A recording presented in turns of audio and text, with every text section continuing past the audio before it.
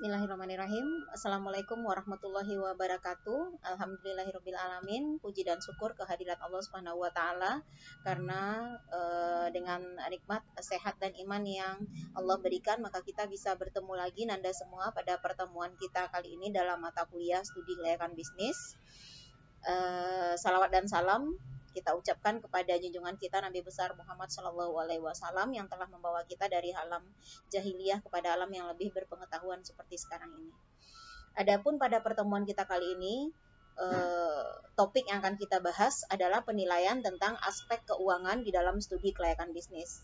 Adapun topik bagian yang kita bahas dalam aspek penilaian aspek keuangan ini berupa pengertian dari aspek keuangan, biaya kebutuhan investasi, arus kas atau cash flow, kemudian kriteria dari penilaian investasi dari aspek keuangan ini. Aspek keuangan ini merupakan aspek yang digunakan untuk menilai keuangan perusahaan secara keseluruhan dan merupakan salah satu aspek yang sangat penting untuk diteliti kelayakannya. Nah, penilaian aspek keuangan ini meliputi nilai-nilai sumber dana yang akan diperoleh, kebutuhan biaya investasi, estimasi pendapatan, biaya investasi selama beberapa periode, termasuk jenis-jenis dan jumlah biaya yang dikeluarkan selama umur investasi, proyek neraca, dan laporan laba rugi. Nah, untuk beberapa periode ke depan juga. Nah, kriteria penilaian investasi ini bisa menggunakan beberapa metode dan bisa juga menggunakan rasio keuangan yang digunakan untuk menilai kemampuan perusahaan di masa yang akan datang dari sisi aspek keuangannya. Nah, sebelum kita melihat metode-metode yang digunakan, kita perlu mengetahui dulu apa yang menjadi sumber-sumber dana di dalam aspek keuangan atau di dalam perusahaan. Nah, dalam prakteknya, kebutuhan modal untuk melakukan investasi itu dibagi atas dua. Yang pertama ada modal investasi, yang kedua ada modal kerja. Modal investasi itu digunakan untuk membeli aktiva tetap seperti tanah, bangunan, mesin-mesin, peralatan, serta inventaris lainnya. Nah, sedangkan modal kerja itu digunakan untuk membiayai operasional perusahaan dan biasanya berjangka waktu pendek, seperti biaya yang dikeluarkan untuk pembelian bahan baku, membayar gaji karyawan, dan lain-lain. Nah, jadi modal investasi itu murni digunakan untuk investasi perusahaan dan sifatnya cenderung long term, untuk jangka panjang. Sedangkan modal kerja, nah itu benar-benar digunakan untuk operasional perusahaan dan sifat waktunya itu short term. Nah, itu yang perlu Nanda perhatikan di dalam sumber-sumber dana untuk kebutuhan modal di dalam perusahaan. Nah, sedangkan dilihat dari sumber asalnya, nah itu modal itu sendiri dibagi atas dua. Ada modal asing, ada modal sendiri. Nah, modal asing itu disebut juga dengan modal pinjaman. Nah, modal pinjaman ini merupakan modal yang diperoleh dari luar perusahaan dan biasanya diperoleh secara pinjaman, baik dari lembaga keuangan bank maupun lembaga keuangan yang non-bank. Nah, yang kedua itu modal sendiri. Nah, modal sendiri ini modal yang diperoleh dari pemilik perusahaan dengan cara mengeluarkan saham, baik secara tertutup ataupun terbuka. Nah, saham tertutup dan terbuka ini, nah ini ada di dalam PT, ada PT tertutup, ada PT terbuka. Jadi kalau PT tertutup sahamnya itu bisa dijual belikan kepada umum atau kepada masyarakat umum. Sedangkan yang tertutup itu hanya bisa dijual belikan untuk pihak-pihak tertentu saja. Nah, jadi untuk sumber dana tadi ada modal, itu ada modal investasi, ada modal kerja. Nah, sedangkan modal dibagi atas dua, ada modal asing dan modal sendiri. Nah, untuk modal asing, apa sih keuntungan yang kita dapatkan apabila kita memakai modal asing? Nah, diantaranya jumlah untuk apabila kita menggunakan modal asing ini, keuntungan yang kita dapatkan jumlahnya itu relatif tidak terbatas. Artinya tersedia dalam jumlah yang banyak. Berapapun kebutuhan modal kita dari pembiayaan modal asing, nah itu bisa kita ajukan pinjaman kepada asing. Nah, jadi jumlahnya tidak terbatas. Nah, di samping itu biasanya akan timbul motivasi dari pihak manajemen untuk sungguh-sungguh mengerjakan usaha yang dijalankan. Kenapa? Karena dari peminjaman modal asing ada kewajiban yang harus dibayarkan oleh perusahaan setiap waktu atau setiap jatuh tempo untuk mengembalikan jumlah pinjaman yang diajukan kepada pihak asing tadi. Nah, itu keuntungan apabila kita menggunakan modal asing. Nah, kemudian sumber dana dari modal asing itu bisa dari dunia perbankan, bisa dari lembaga keuangan seperti modal ventura, asuransi, leasing, dana pensiun, atau lembaga keuangan lainnya. Atau bisa juga dari pinjaman perusahaan yang non-bank. Nah, ini merupakan sumber dana dari modal asing. Nah, sedangkan modal sendiri, apa keuntungannya saat kita menggunakan modal sendiri? Nah, itu tidak adanya beban biaya bunga. Namun, kita hanya dibebankan untuk membayar dividen saja, yaitu jumlah keuntungan yang diberikan dalam jumlah tertentu kepada pemegang saham perusahaan. Nah, itu dividen yang wajib kita bayarkan. Tapi bunga tidak ada bebannya untuk perusahaan karena dia menggunakan modal sendiri. Nah, kemudian pembiayaan dividen itu dilakukan apabila perusahaan memperoleh keuntungan dan besarnya dividen itu tergantung dari keuntungan perusahaan. Jadi berapa proporsional jumlah pembayaran dividen itu tergantung dari jumlah keuntungan yang diperoleh oleh perusahaan dalam pelaporan-pelaporan keuangan dalam periode tertentu. Biasanya per 1 tahun, per 31 Desember biasanya. Nah, kerugiannya apa sih apabila kita menggunakan modal sendiri? Nah, jumlahnya sangat terbatas dan relatif sulit untuk memperolehnya. Kenapa? Karena kalau modal sendiri, nah itu apabila digunakan dalam jumlah yang sangat besar, apabila yang mempunyai itu hanya pihak tertentu saja yang sifatnya pribadi, nah itu akan sangat sulit kita peroleh.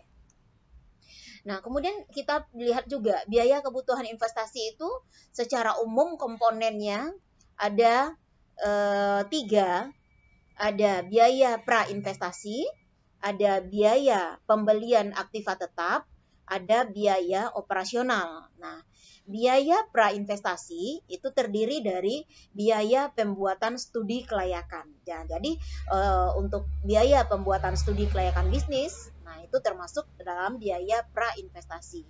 Nah, kemudian yang kedua itu termasuk biaya pengurusan izin-izin. Apakah itu situ, izin usahanya ya, NPWP-nya dan semua perizinan yang berkaitan dengan hukum yang dibutuhkan, untuk itu termasuk dalam komponen biaya prainvestasi. Nah, kemudian ada biaya pembelian aktiva tetap. Nah, biaya pembelian aktiva tetap ini dibagi lagi atas 2. Ada aktiva tetap berwujud, ada aktiva tetap tidak berwujud. Nah, aktiva tetap berwujud itu bisa kita lihat contohnya ada tanah, mesin-mesin, bangunan, peralatan, inventaris kantor, atau aktiva berwujud lainnya yang bisa kita lihat wujudnya ya. Nah, itu dinamakan kategorinya aktiva berwujud. Nah, kemudian aktiva tetap tidak berwujud antara lain itu ada goodwill, nama baik ya, ada hak cipta, ada lisensi, dan juga ada merek dagang. Nah, sedangkan biaya yang ketiga itu biaya operasional. Nah, biaya operasional ini terdiri dari upah dan gaji karyawan misalnya, ada biaya listrik, ada biaya telepon dan air, ada biaya pemeliharaan, termasuk pajak, premi asuransi, biaya pemasaran, dan biaya-biaya lainnya. Jadi sifatnya itu benar-benar untuk operasional perusahaan yang short term pemakaiannya, jadi jangka waktunya itu pendek. Nah, contoh kasus untuk melihat biaya kebutuhan investasi ini, nah itu bisa Nanda lihat dalam buku acuan utama kita yang ada pada halaman 93 sampai halaman 94 yang dikarang oleh Kasmir. Itu buku yang sudah Ibu referensikan di awal perkuliahan kita, ya Nanda. Nah, kemudian kita lihat di dalam mempelajari atau di dalam melakukan penilaian aspek keuangan, kita perlu melihat analisa-analisa dan kita perlu menggunakan laporan keuangan yang kita perlukan untuk analisa keuangan ini. Nah, secara umum laporan keuangan di dalam akuntansi itu ada 5. Ada laporan arus kas, ada laporan neraca, ada laporan laba rugi, ada laporan perubahan modal, ada catatan atas laporan keuangan. Namun biasanya yang paling banyak kita pakai untuk keperluan penilaian aspek keuangan dalam studi kelayakan bisnis ini hanya 3 laporan saja, yaitu arus kas, laba rugi, dan neraca. Nah, hanya 3 laporan itu yang akan kita pakai untuk melakukan penilaian untuk aspek keuangan. Nah, sekarang kita lihat untuk arus kas atau cash flow ya. Nah, cash flow atau arus kas itu merupakan aliran dana di perusahaan dalam suatu periode tertentu. Makanya dikatakan sebagai arus kas, yaitu perjalanan atau aliran dana dalam suatu periode tertentu dalam suatu perusahaan. Nah, arus kas atau cash flow ini menggambarkan berapa uang yang masuk atau cash in ke perusahaan dan jenis-jenis perusahaan tertentu. Juga menggambarkan berapa uang yang keluar. Jadi berapa gambaran cash in, nah berapa gambaran cash out, serta jenis-jenis biaya yang diperlukan. Jadi ada gambaran kas masuk, ada gambaran kas keluar. Nah, sehingga arus kas itu bisa juga dikatakan sebagai jumlah uang yang masuk dan jumlah uang yang keluar dalam suatu perusahaan dari investasi dilakukan sampai dengan berakhirnya investasi tersebut. Nah, itu yang dikatakan dengan laporan arus kas atau cash flow ya. Nah, kemudian di dalam arus kas tadi ada cash in, ada cash out.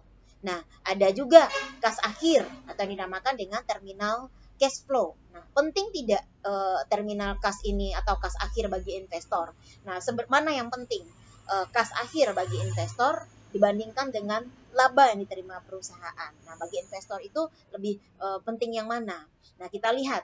Nah, kas itu lebih dipentingkan oleh investor dibandingkan dengan laba. Kenapa?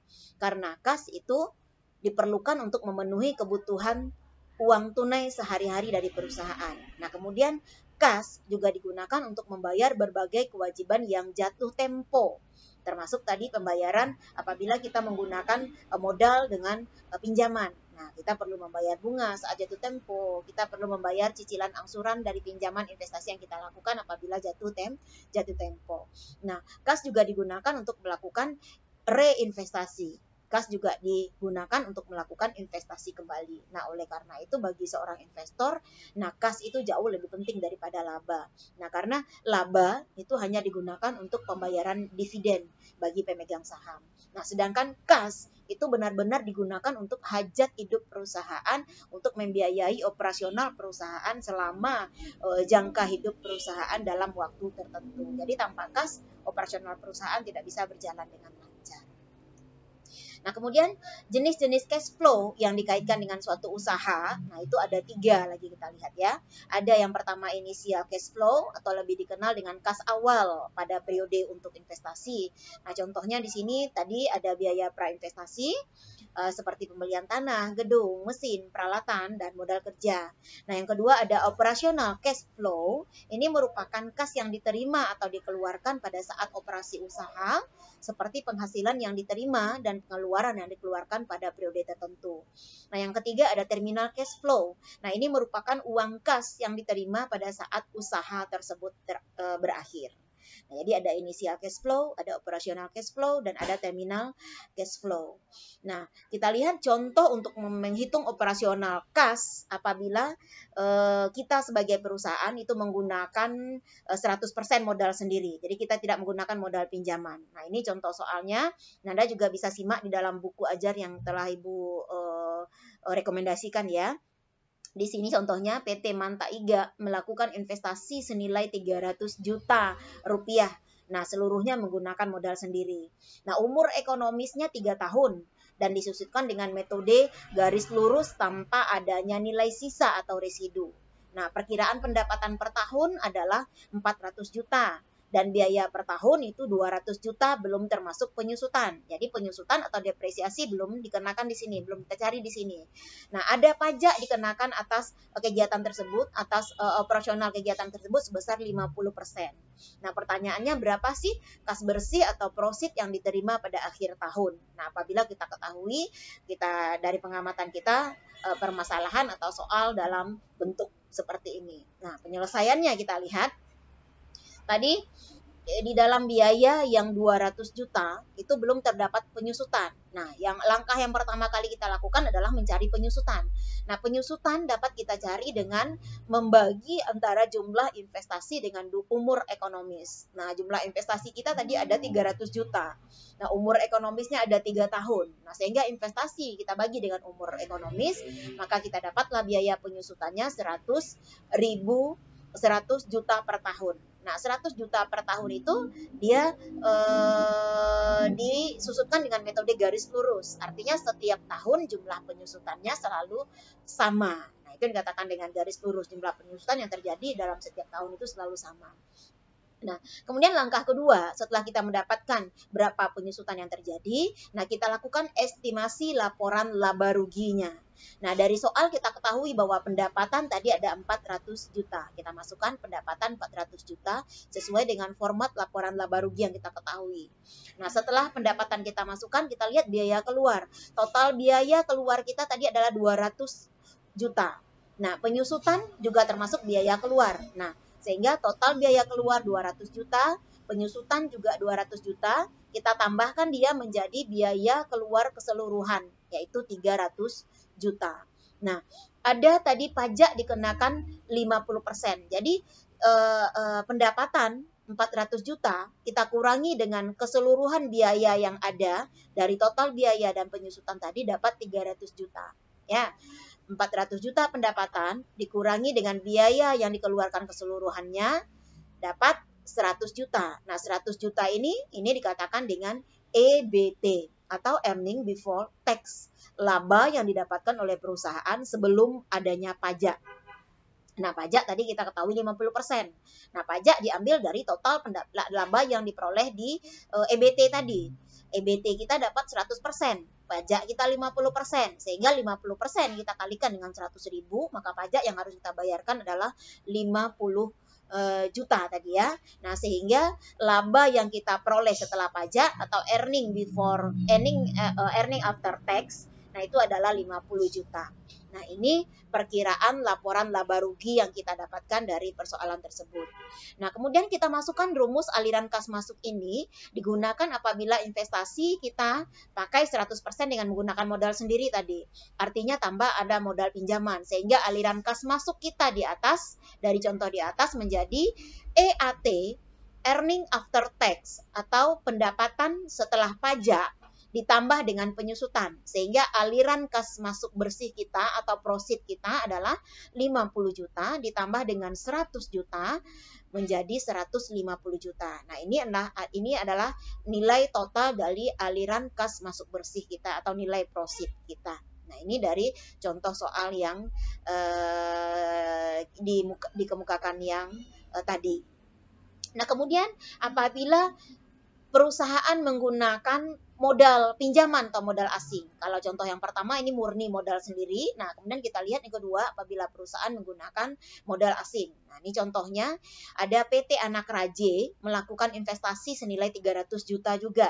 Dan 50% dari nilai investasi itu merupakan modal pinjaman dengan bunga 20% per tahun. Nah, karena kita menggunakan modal asing, ada bunga yang harus kita bayar, ada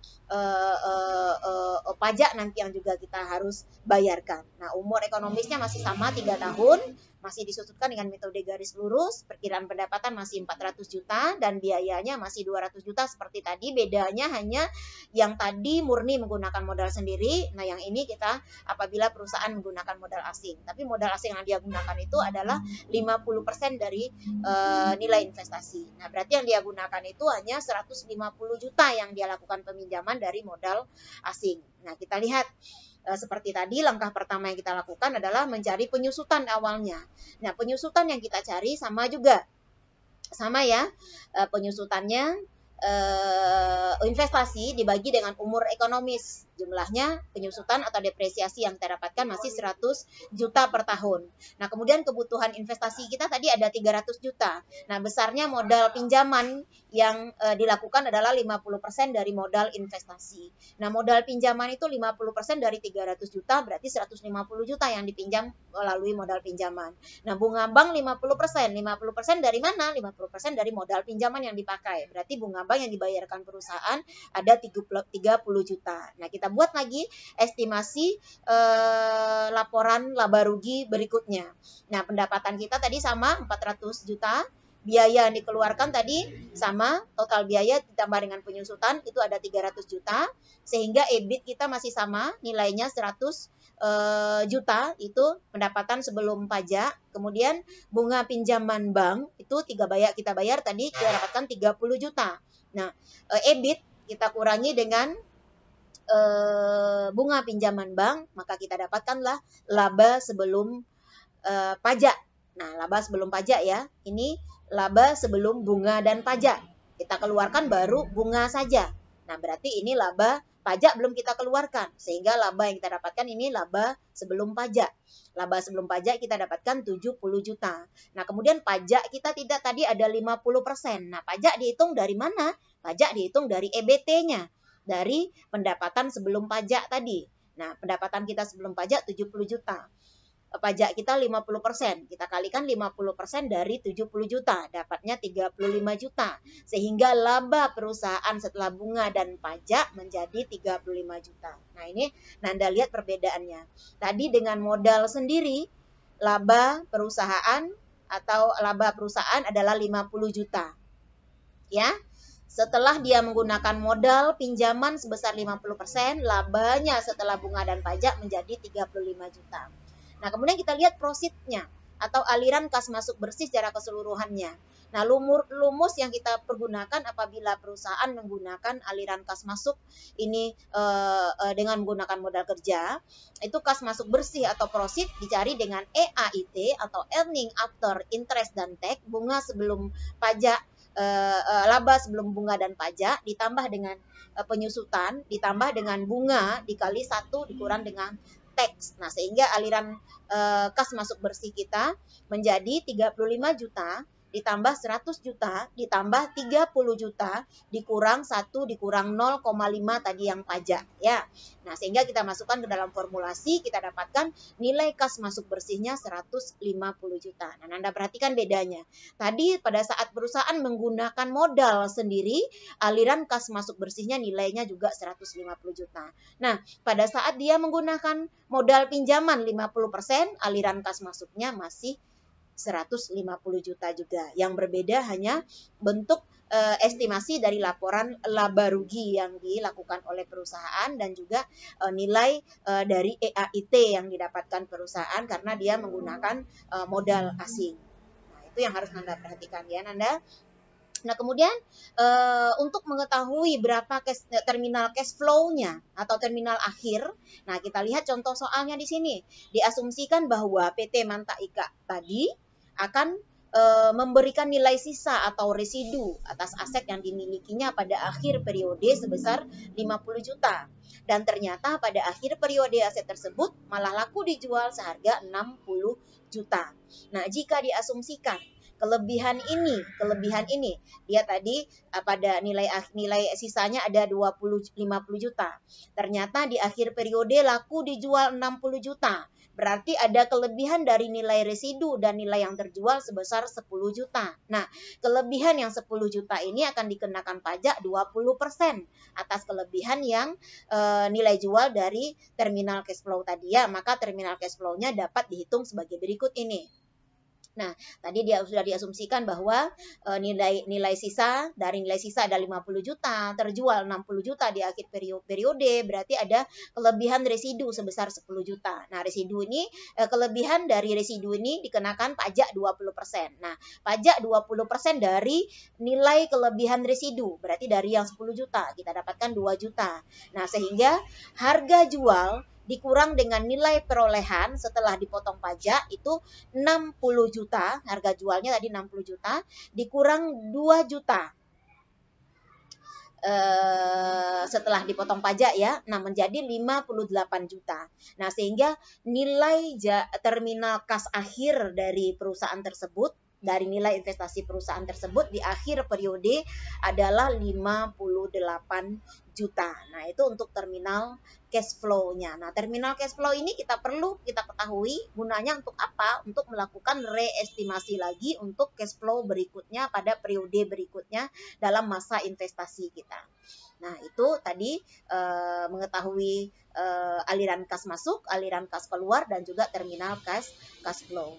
Nah, kemudian ada 5 kriteria yang kita bisa pakai untuk melakukan penilaian investasi di dalam aspek keuangan ini. Nah, selain ada 6 sebenarnya ya. Yang pertama itu ada payback period yang bisa kita pakai, yang kedua ada average rate of return yang bisa kita pakai, yang ketiga ada net present value, yang keempat ada internal rate of return, yang kelima ada profitability index. Nah, yang keenam ada rasio keuangan. Nah, tapi rasio keuangan ini kita bahas pada pertemuan ini. Rasio keuangan khusus karena dia menggunakan laporan keuangan yang lebih detail nanti. Nah, itu kita bahas pada pertemuan kita yang berikutnya. Nah, sekarang kita lihat yang 5 ini saja, yaitu PP, ARR, NPV, IRR, dan PI. Nah, IRR pun nanti untuk contoh soal tidak kita gunakan karena IRR ini kecenderungannya menggunakan trial error. Jadi coba ulang, kalau salah ulang lagi. Jadi trial error sistemnya. Jadi yang kita pakai hanya 4 ini saja. Payback period, ARR, NPV, dan probability index. Nah, kita lihat payback period. Payback period itu merupakan teknik penilaian terhadap jangka waktu pengembalian investasi suatu proyek atau usaha. Nah, perhitungan dapat dilihat dari perhitungan kas bersih atau profit yang diperoleh setiap tahun. Nah, sama dengan yang kita lihat tadi. Kita sudah melakukan perhitungan penilaian kas bersih dari cash flow tadi ya. Nah, itu kita perlukan untuk melihat payback period nanti. Nah, kemudian nilai kas bersih atau profit ini merupakan penjumlahan laba setelah pajak ditambah dengan penyusutan. Ini jika investasi menggunakan modal sendiri. Ya, kalau investasi menggunakan modal asing tadi, nah itu investasi juga ditambahkan dengan penyusutan dikurangi dengan bunga karena dia menggunakan modal asing. Nah, ini payback period. Nah, kemudian ada 2 metode perhitungan yang bisa kita pakai untuk payback period. Yang pertama, apabila kas masuk bersih atau kas bersih setiap tahunnya sama, maka payback period kita cari dengan investasi dibagi dengan kas bersih per tahun dikali dengan 1 tahun. Itu apabila kas bersih setiap tahunnya sama. Nilai kas bersih perusahaan setiap tahun sama, maka kita pakai rumus ini. Kemudian apabila nilai kas bersih setiap tahun itu berbeda, maka investasi itu dikurangi dengan kas bersih setiap tahunnya. Nah, baru kita dapatkan nanti payback periodnya itu di akhir sampai mentok, tidak bisa dikurangi lagi di tahun berapa atau di tahap berapa. Nah, kemudian penilaian kelayakan dengan payback period ini, apabila payback period umur ekonomisnya lebih kecil daripada umur investasi, nah itu payback period dari penilaian payback period ini layak dilakukan. Nah, yang kedua, membandingkan rata-rata industri, unit usaha sejenis. Yang ketiga, sesuai dengan target perusahaan. Nah, ini menjadi penilaian untuk melihat layak atau tidaknya dari sisi payback period. Nah, kelemahan payback period ini ada 2 kelemahan metode payback period. Yang pertama, metode payback period ini cenderung mengabaikan time value of money. Jadi berapa nilai sesungguhnya dari uang itu saat ini itu cenderung diabaikan dalam metode payback period. Kemudian tidak mempertimbangkan arus kas yang terjadi setelah masa pengambilan. Jadi arus kas yang dipertimbangkan hanya arus kas yang telah terjadi atau sedang terjadi saja. Jadi setelah terjadi itu tidak dijadikan pertimbangan dalam payback period. Ini menjadi kelemahan dalam metode payback period. Nah, kemudian metode average rate of return atau ARR ini merupakan cara untuk mengukur rata-rata pengembalian bunga dengan membandingkan rata-rata laba sebelum pajak atau EAT, atau tadi ada bisa EAT, bisa EAIT ya, dengan rata-rata investasi. Nah, ARR ini dicari dengan rata-rata EAT dibagi dengan rata-rata investasi. Sedangkan rata-rata EAT sendiri dicari dengan formulasi total dari EAT dibagi dengan umur ekonomis atau dilambangkan dengan M. Rata-rata investasi itu dengan cara membagi 2 investasi. Itu dapatkan rata-rata nilai dari investasi. Nah, kita lihat lagi net present value atau NPV. Nah, NPV itu merupakan nilai bersih sekarang yang merupakan perbandingan antara PV kas bersih atau PV of profit dengan PV investasi atau capital outlays. Nah, kemudian rumus biaya yang digunakan untuk NPV, kas bersih tahun pertama dibagi dengan 1 tambah R. R ini bunga ya, bunga yang harus kita bayarkan dalam setiap periode pengembalian investasi ditambah dengan kas bersih tahun kedua dibagi dengan 1 tambah R pangkat 2.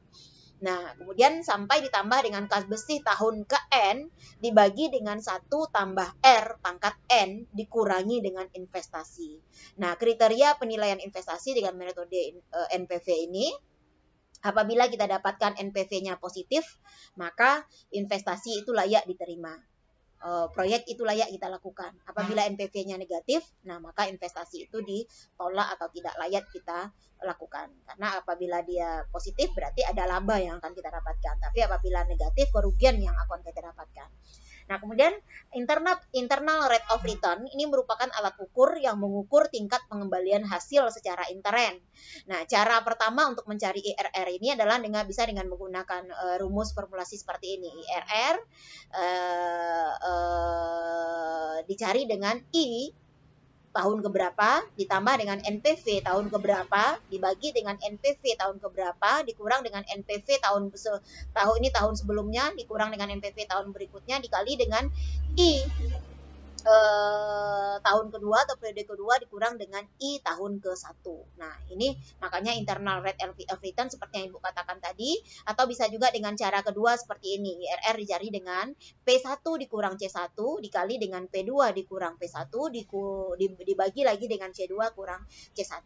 Nah, IRR ini kesimpulannya apabila IRR ini lebih dari besar nilainya daripada bunga pinjaman, maka investasi layak kita terima. Apabila nilai internal rate of return-nya kecil dari bunga pinjaman, maka itu investasi yang kita lakukan itu ditolak, tidak layak kita lakukan. Nah, ini biasanya untuk IRR selalu dilakukan dengan metode trial error. Coba, perkirakan, salah, ulang lagi, coba, perkirakan lagi, jadi trial error, coba, salah, sampai seperti itu, sampai kita dapatkan hasil yang benar-benar mendekati kepada investasi yang kita inginkan tadi.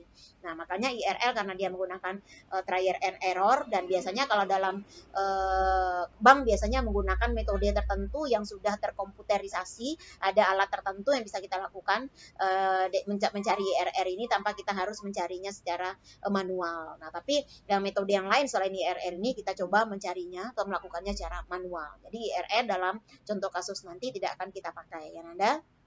Nah, kemudian probability index. Nah, probability index disebut juga dengan benefit atau cost ratio. Nah, ini merupakan rasio aktivitas dari jumlah nilai sekarang penerimaan bersih dengan nilai sekarang pengeluaran investasi selama umur investasi. Nah, formulasi yang kita pakaikan ini probability index sigma PV kas bersih dibagi dengan sigma PV investasi dikalikan dengan 100%. Nah, kesimpulan yang bisa kita gunakan dalam menggunakan aspek penilaian dengan PI ini, apabila nilai PI yang kita dapatkan lebih besar dari 1, maka investasi itu layak kita lakukan, bisa diterima. Apabila nilai PI-nya lebih dari 1, nah maka investasi tersebut kita tolak, tidak layak kita lakukan. Nah, kita lihat contoh kasusnya ya Nanda untuk melihat penilaian aspek keuangan ini secara keseluruhan. Tadi ada NPV, ada PP, ada ARR, ada probability index. Ya, ini contoh kasusnya. PT Manta Iga melakukan investasi di bidang SPBU senilai 5 miliar, di mana sejumlah 1 miliar itu merupakan modal kerja. Nah, umur ekonomisnya 5 tahun, dan disusutkan dengan metode garis lurus tanpa residu, tanpa nilai sisa. Nah, pengembalian tingkat bunga yang diinginkan atau cost of capital-nya adalah 20%. Nah, perkiraan laba sesudah pajak atau EAT, ini EAT-nya sudah kita ketahui. Jadi apabila labanya sudah kita ketahui, lalu ini sudah kita ketahui, maka kita tidak perlu lagi melakukan estimasi laporan laba rugi. Nah, ini selama 5 tahun masing-masingnya adalah tahun pertama 950 juta EAT-nya, tahun kedua 1.100.000 ya, tahun ketiga 1.250, tahun keempat 1.400, dan tahun kelima 1.650 juta dalam jutaan rupiah ya. Nah, dari soal ini apa saja yang bisa kita cari? Kita bisa melihat, kita bisa membuat tabel cash flow selama umur ekonomis. Kita bisa menghitung payback period, ARR, NPV, dan probability index. Nah, kemudian yang ketiga, berikan komentar terhadap proyek yang sudah kita buat tersebut. Ya, nah kita jawab yang pertama. Yang sama seperti tadi waktu saat kita memecahkan permasalahan tentang cash flow, yang pertama kali kita lakukan pertama adalah mencari penyusutan. Nah, penyusutan dicari dengan investasi tadi dikurang dengan modal kerja, karena dia menggunakan modal kerja ya, dibagi dengan umur ekonomis. Nah, investasinya 5 miliar tadi, 5M. Nah, modal kerjanya 1 miliar. Nah, dibagi dengan 5 tahun sehingga penyusutan per tahunnya karena dia garis lurus adalah 800 juta per tahun. Ini nilai penyusutan yang kita dapatkan. Nah, kemudian pertanyaan pertama tadi, buat tabel cash flow. Nah, ini kita buat tabel cash flow-nya. Tabel cash flow, tabel arus kasnya. Ya, tabel cash flow, arus kas. Kas masuk, kas keluar, sampai kita masukkan nilai kas akhir atau nilai kas jumlah kas bersih kita di akhir. Ya, nah kita lihat tahun kita tidak tadi kita perkirakan karena dia tadi ada 5 tahun, ini Nanda bisa membuat tahun pertama, tahun kedua, ini Ibu perkirakan tahunnya, Ibu misalkan tahunnya 2004, 2005, 2006, 2007, dan 2008. Nah, nilai EAT tadi kita dapatkan di soal. Nah, ini nilai EAT-nya selama 5 tahun berturut-turut. Nah, kita masukkan nilai EAT-nya. Dapat tahun pertama 950, ini dalam jutaan semua ya, dalam juta rupiah. Ini kita singkat saja. Nah, kemudian penyusutan 800 juta. Nah, per tahun, karena dia metode garis lurus, sehingga penyusutannya dari tahun pertama sampai tahun kelima sama. Nah, kemudian kita lihat kolom berikutnya untuk cash flow kita adalah kas bersih atau proceed. Nah, kas bersih kita dapatkan dari mana tadi? Dari EAT ditambah penyusutan. Nah, kita tambahkan satu-satu nih. Kas bersih atau proceed di tahun pertama, EAT tahun pertama tambah penyusutan tahun pertama. Dapat proceed tahun pertama. Tahun kedua, EAT tahun kedua, tambah penyusutan tahun kedua, dapat kas bersih atau proceed tahun kedua. Begitu seterusnya sampai tahun kelima. Nah, kemudian diskon faktor tadi kita ketahui ada 20%. Nah, ini R-nya nanti nih. Kalau kita masukkan ke dalam tadi ada metode formulasi, ada metode yang kita lakukan dengan ini karena EAT-nya tidak sama ya. EAT-nya sama, tidak sama, maka kita buat dengan tabulasi dengan cara seperti ini. Jadi, diskon faktornya ini, DF-nya ini dapat nilainya 0,833 ini. Bisa Nanda cari dengan kalkulator di tahun pertama. 1,1 dibagi dengan 1,20. Nah, dapat 0,833. Nah, dapat 0,833 ya. Di tahun kedua, kemudian bagi lagi. Kalau kita menggunakan kalkulator ya, coba Anda buka kalkulatornya nanti. Jadi untuk diskon faktor ini, buka kurung 1 ya, buka kurung 1 dibagi dengan 1,20 sama dengan dapat 0,0833. Kemudian dibagi lagi dengan 1,20 dapat 0,694. Nah, di tahun ketiga Nanda tinggal tekan sama dengan. Keluar di kalkulatornya 0,579. Di tahun keempat tekan sama dengan lagi dapat 0,482. Di tahun kelima tekan sama dengan lagi dapat 0,402. Nah, ini sebenarnya dari mana kita dapatkan? Ini dari rumus yang ini tadi nih. Nah, rumus yang ini. Nih, 1 tambah R pangkat 1 tambah R pangkat 2. Nah, dari situ dapatnya ya. Itu rumus awalnya. Jadi diskon faktor ini. Nah, sehingga PV kas bersih dari mana kita dapatkan? PV kas bersih kita dapatkan dengan cara mengalihkan proceed atau kas bersih dengan nilai DF. Jadi nilai kas bersih tahun pertama dikalikan dengan DF tahun pertama dapat PV kas bersih tahun pertama. Kas bersih tahun kedua dikalikan dengan diskon faktor tahun kedua dapat PV kas bersih tahun ke 2. Nah, begitu seterusnya. Untuk mendapatkan jumlah PV kas bersih, kita tinggal jumlahkan ke bawah saja. Kita tinggal sigmakan ke bawah. Dapat PV kas bersihnya adalah 6008.600, nilainya positif. ya. Jadi ini jumlah PV kas bersih. Ini tabel kas cash flow yang kita dapatkan. Ini jumlah PV kas bersih. Itu jawaban yang pertama. Nah, kemudian untuk jawaban yang kedua, yang 2A. 2A tadi payback period ya. Untuk menjawab jawaban yang kedua untuk payback period. 2A payback period kita cari dengan kas karena nilai EAT-nya tidak sama setiap tahun, maka kita lakukan tadi formulasinya dengan mengurangi. Kita lihat investasi tahun pertama, tahun investasi awal kita nilainya 5 miliar. Kas bersih tahun 1 ini dapat nilainya, kas bersih tahun 1 dapat nilainya, profit kita ya, dapat 1750. Kita masukkan. Kas bersih tahun 1, 1750. Nilai investasi dikurangi dengan kas bersih tahun pertama, dapatlah nilainya 3250. Masih bisa kita kurangi dengan nilai kas bersih tahun kedua. Nilai kas bersih tahun kedua 1.900.000. Masukkan lagi. Nah, nilai kas bersih tahun kedua 3250 tadi dikurangi dengan nilai kas bersih tahun kedua 1.9 M ya, 1,9 M. Dapat nilainya 1350.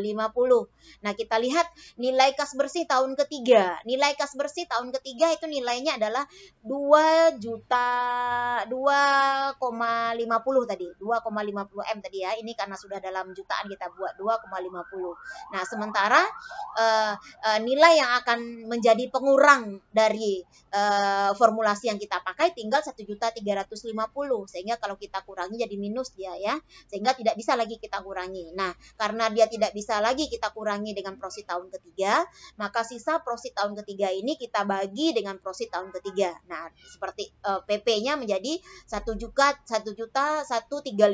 tadi, 1.350 M kita bagi dengan 2.050 M. Karena tadi dia sudah tidak bisa dikurangi ya, dikalikan dengan 12 bulan.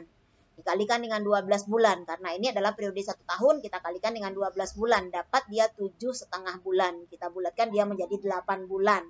Nah, sehingga payback period untuk investasi yang kita lakukan ini tadi kas bersih tahun pertama 1 kali kita lakukan pengurangan, kas bersih tahun kedua 2 kali kita lakukan pengurangan, artinya itu 2 tahun.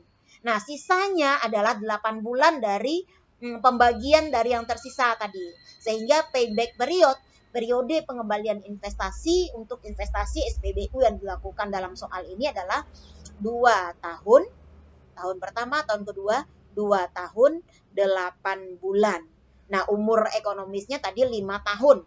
Ya, payback period kita dapatkan 2 tahun, 8 bulan. Ya, nah artinya di sini bisa kita simpulkan langsung nih bahwa investasi ini layak kita lakukan karena payback periodnya lebih kecil daripada umur ekonomis. Jadi investasi layak kita lakukan. Nah, kemudian untuk menjawab soal 2B mencari ARR. Nah, ARR tadi kita dapat bahwa rumus untuk mencari ARR adalah Nanda lihat tadi untuk mencari ARR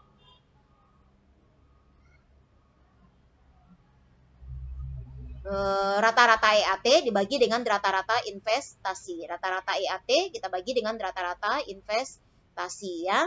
Nah, sehingga total EAT kita perlu mendapatkan total EAT karena kita perlu rata-rata EAT, kita totalkan EAT dibagi dengan 5 tahun, dapat dia 2.750, 1.270 dalam jutaan ya. Kita singkat angkanya. Kemudian rata-rata investasi 5 juta tadi dibagi dengan 2 karena dia ada investasinya menggunakan modal kerja sehingga dibagi 2 maka dapat 2.500 ya, 2,5 M. Sehingga ARR-nya rata-rata EAT kita bagi dengan rata-rata investasi dapat 50,8%. Ini dibulatkan menjadi 51%. Ya, itu total pengembalian average rate of return yang bisa dilakukan perusahaan dalam jangka waktu tertentu dalam periode investasi yang dilakukan. Jadi ARR-nya terdapat nilainya 51%. Nah, kemudian kita jawab yang 2C. Nah, 2C yang ditanya itu adalah NPV. Nah, NPV kita tinggal ambil yang tadi, yang dari cash flow yang kita susun. Kita sudah dapat bahwa nilai kas bersihnya tadi adalah 6008 ya. Nah, sehingga total PV kas bersih kita 6008 tinggal kita kurangi dengan total PV investasi. PV investasi kita tadi ada 5M, kita kurangi maka sehingga dapat nilai NPV-nya 1,008 positif. Nah, sehingga apabila dari berdasarkan tabel cash flow yang sudah kita dapatkan tadi, dia berkesinambungan, dia enak, berkelanjutan selalu dari yang kita cari dari awal. Dapat dia positif 1,008. Nah, kalau positif, nah berarti dia layak dilakukan. Nah, apabila kita tidak menggunakan tabel cash flow yang kita buat tadi, kita menggunakan formulasi tadi yang ada, bisa juga kita pakai formulasi. Ini, NPV kita cari dengan profit tahun awal dibagi dengan 1,20 pangkat 0 ditambah dengan profit tahun kedua dibagi 1,20 pangkat 2. Nah, profit tahun ketiga dibagi dengan 1,020 pangkat 3 sampai seterusnya dikurang dengan nilai investasi. Nah, kita cari dengan formulasi nilainya sama. 1,008,600. Kita cari dengan kita gunakan tabulasi cash flow awal yang kita buat tadi, nilainya juga 1,008,600. Pakai formulasi nilainya juga 1,008,600. Nah, kalau ini sudah ada, Nanda tidak perlu lagi mencari dengan ini. Tapi kalau tabel cash flow-nya tidak ada, otomatis Nanda bisa mencarinya dengan menggunakan formulasi. Nah, itu yang 2C. Nah, kemudian yang probability index yang untuk 2D. Nah, kita lihat probability index dicari dengan total PV kas bersih dibagi dengan investasi dikali 100%. Total PV kas bersih dibagi investasi kali 100%. Nah, dapat dia 1,17 kali. Nah, ini kita bulatkan menjadi 1,2 kali. Nah, sehingga bisa kita jawab pertanyaan ketiga. Kesimpulan terhadap kelayakan proyek ini, alat ukur kita tadi ada payback period, ARR, NPV, dan PI. Nah, hasil pengukuran kita, payback period kita 2 tahun 8 bulan, ARR kita 51%, NPV kita 1,008,600, probability index kita 1,2 kali. Nah, rata-rata industri ini kita lihat, nah rata-rata industri ini dari mana kita dapatkan datanya ini? Nah, ini bisa kita dapatkan datanya dari Kamar Dagang dan Industri. Nah, industri mana yang kita masuki? Nah, kita bisa dapatkan datanya dari instansi pemerintah setempat ya. Nah, sini kita dapatkan rata-rata industrinya 3 tahun.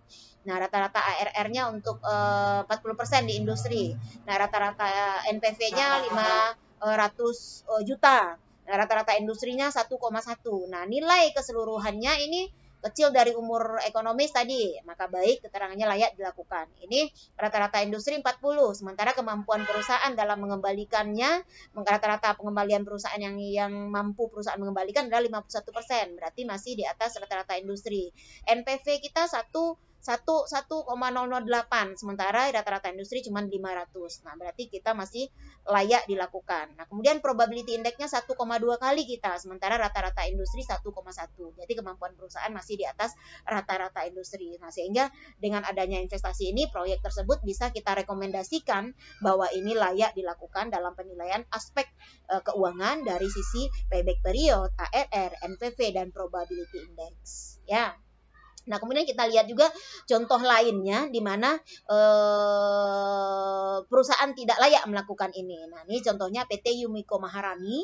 Nah, bermaksud mendirikan perusahaan angkot dengan membeli 60 unit Suzuki, di mana satu Suzuki harganya 150 juta. Nah, 20% dari total investasi tersebut merupakan modal pinjaman. Nah, ini berarti tidak menggunakan modal sendiri ya. Dari Bank Mandiri dengan bunganya sebesar 10% PA. Atau per annum, 10% per tahun. Nah, umur ekonomis angkot 5 tahun dan disusutkan dengan metode garis lurus. Pada akhir tahun kelima, setiap angkot ternyata masih laku dijual sebesar 25 juta per unit. Jadi ada residunya, ada nilai sisanya ya. Nah, kemudian pendapatan selama 5 tahun berturut-turut itu ada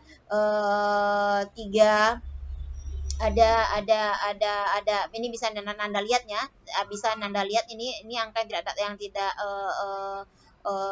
kelihatan terakhir, itu bisa Nanda lihat di handout yang sudah Ibu bagikan. Nah, kemudian biaya per tahun juga bisa kita lihat di sini. Nah, keuntungan yang diharapkan adalah atau kapitas cash flow-nya, ini diskon faktornya adalah 25% dan tax-nya dan pajaknya 10%. Nah, pertanyaan sama tadi. Diminta buat cash flow secara lengkap.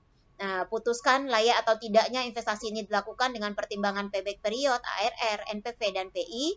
Kemudian apabila standar industri PP 3 tahun itu ARR adalah 30%, NPV adalah 1M, dan PI-nya adalah 1,1 kali. Nah, kita buat jawabannya. Jawaban pertama yang kita lakukan selalu pertama kali kita cari adalah depresiasi atau besarnya penyusutan. Nah, kita lihat tadi total investasi 60 unit, ya kan, dikali dengan 150 juta. Berarti total investasinya adalah 9 miliar. Nah, modal pinjaman 20% dari total investasi, berarti 20% dari 9 miliar. Dapatnya yang kita pinjam, modal yang kita pinjam adalah 1,8. Nah, bunga pinjaman tadi ada 10%. 10% dari yang kita pinjam, berarti dapat 180 juta. Nah, nilai residu tadi angkot ini ternyata masih laku dijual sebesar 25 juta per angkot. Di akhirnya. Nah, sehingga kita memperoleh nilai residu dari penjualan 60 angkot tadi di akhir periode sebesar 1,5 M. Ya. Nah, baru kita cari depresiasinya atau besarnya penyusutannya. Itu dicari dengan investasi dikurang dengan nilai sisa atau residu dibagi dengan umur ekonomis. Total investasi kita tadi 9 M. Nilai sisa kita 1,5. Nilai sisa kita ya di akhir periode dibagi dengan 5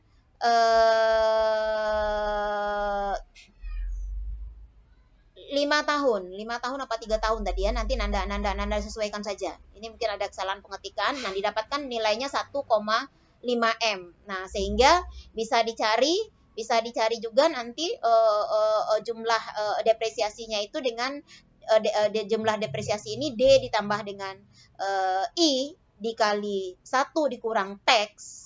Nah, kita masukkan nilainya. Nah, dapat nilainya nanti 1,662 juta apabila sudah termasuk nilai sisa. Ini nilai depresiasi tanpa tax tapi sudah masuk nilai sisa. Ini nilai depresiasi setelah masuknya tax atau pajak. Ya. Nah, sehingga cash flow-nya dapat kita cari. Ini komponen kita ya, ini tahun pertama, tahun kedua, tahun ketiga, tahun keempat, tahun kelima. Pendapatan tadi sesuai dengan soal kita masukkan pendapatan tahun pertama 3,5, ini sudah dalam jutaan ya. Pendapatan tahun kedua, tahun ketiga, keempat dan kelima. Kemudian total biaya kita 2 juta. Total biaya kita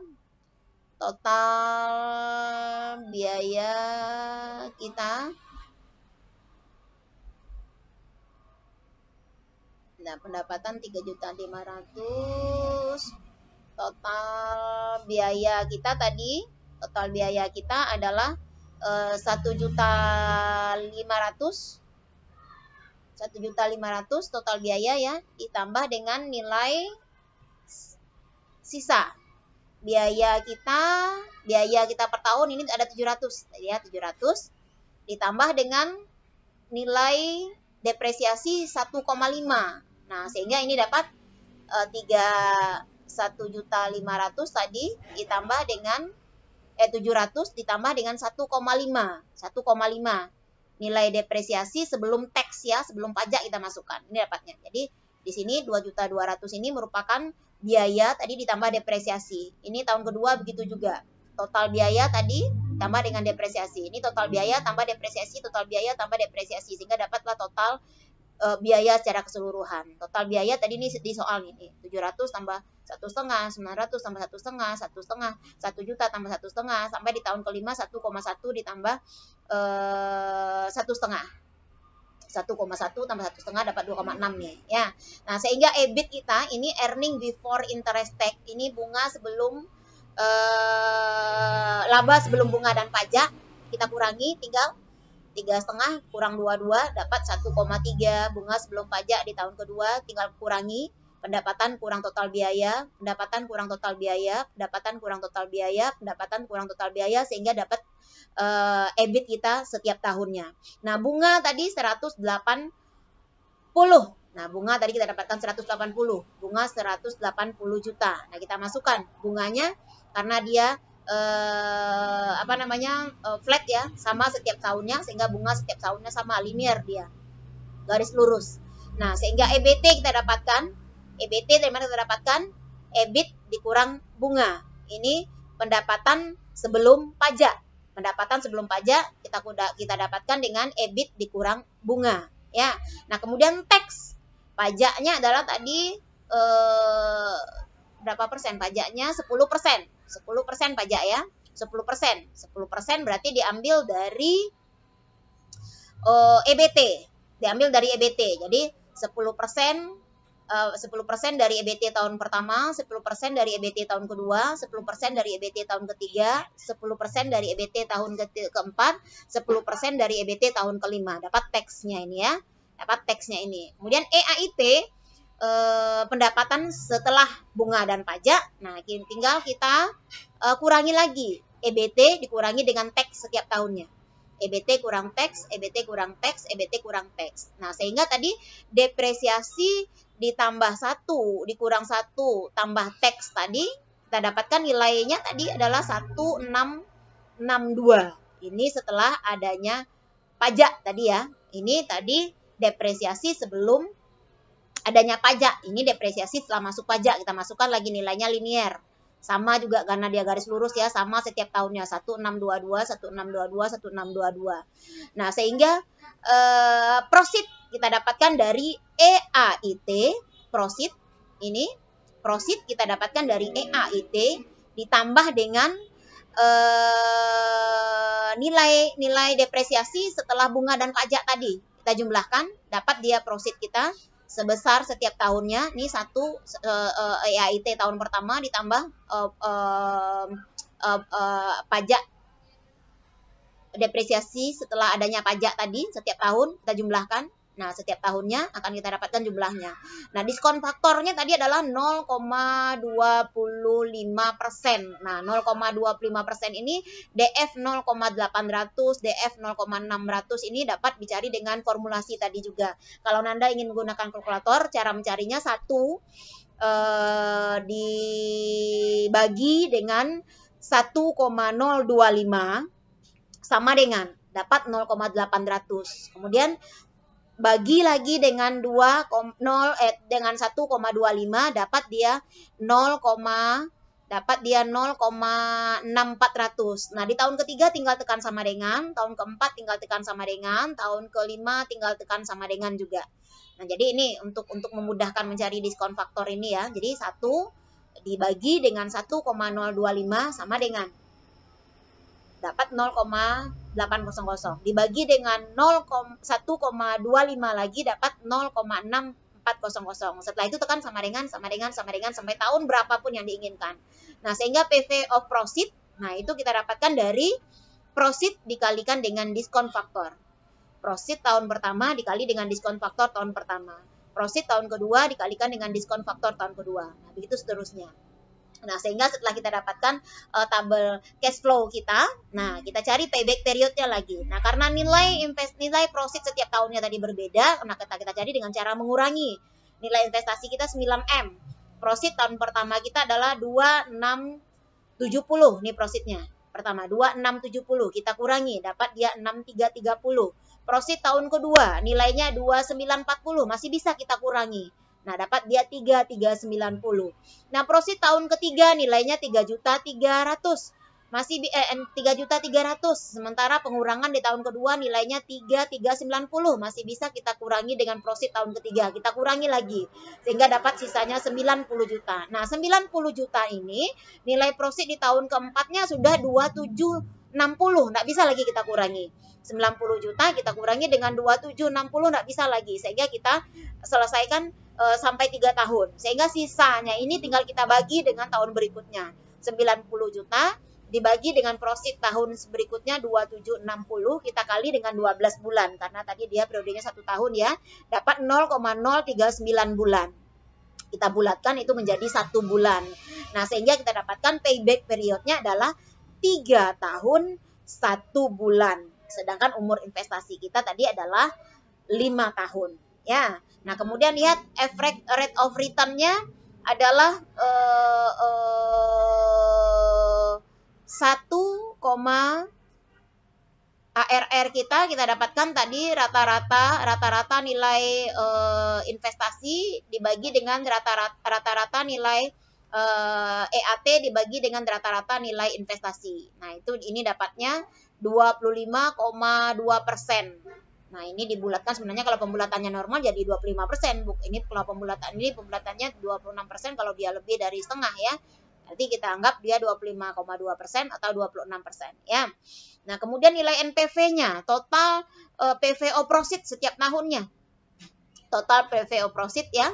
Total PVO proceed nanti kita jumlahkan seperti yang ada di tabel tadi. Nah, itu jumlahnya ternyata negatif nilai total PVO proceed. Nah, ini PVO proceed. Nah, PVO proceed ini kita jumlahkan dia totalnya. Ini dapat total keseluruhannya tahun pertama, kedua, ketiga, keempat, dan kelima, dapat nilai totalnya itu 7.596 dibagi dengan total investasi kita. Nah, ternyata PV cash proceed kita lebih besar dibandingkan dengan investasi kita, sehingga hasil NPV-nya menjadi negatif ya. Nah, kemudian probability index negatif dia ya, karena lebih besar total PV proceed-nya. Sedangkan probability index tinggal mencari total PV proceed dibagi dengan investasi. Nah, dapatnya 0,8 kali. Nah, apa yang bisa kita kesimpulkan? Nah, kita simpulkan payback period kita 3 tahun 1 bulan. Nah, standar industri 3 tahun. Sebenarnya kalau kita acukan dari umur ekonomis layak, karena umur ekonomisnya 5 tahun tadi ya. Sedangkan payback period kita 3 tahun 1 bulan. Nah, itu masih layak juga. Tapi kalau kita kaitkan dengan standar industrinya cuma 3 tahun payback periodnya. Sehingga dari standar industri menjadi tidak layak. Tapi kalau ARR tidak layak, NPV tidak layak, profitability index tidak layak, yang layak hanya payback period saja, berarti ada 1:3 yang tidak layak. Nah, itu baiknya rekomendasi kita tetap tidak layak.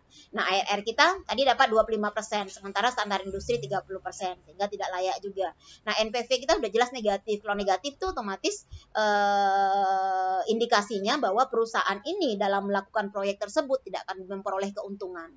Nah, negatif dia. Nah, sehingga juga tidak layak. Probability index 0,8 kali cuma, sementara standar industri adalah 1,1, sehingga tidak layak. Nah, ini contoh yang bisa kita lihat Nanda dari 2 studi kasus. Yang satu proyeknya layak dilakukan, yang satu lagi proyeknya tidak layak dilakukan. Nah, demikianlah Nanda semua hasil pembahasan yang bisa Ibu sampaikan untuk pertemuan kita yang untuk penilaian aspek keuangan ini dari metode NPV, ARR, probability index, dan juga cash flow ya. Mudah-mudahan bisa bermanfaat bagi Nanda semua. Mohon maaf atas segala kekurangan. Wabillahi taufik wal hidayah. Assalamualaikum warahmatullahi wabarakatuh.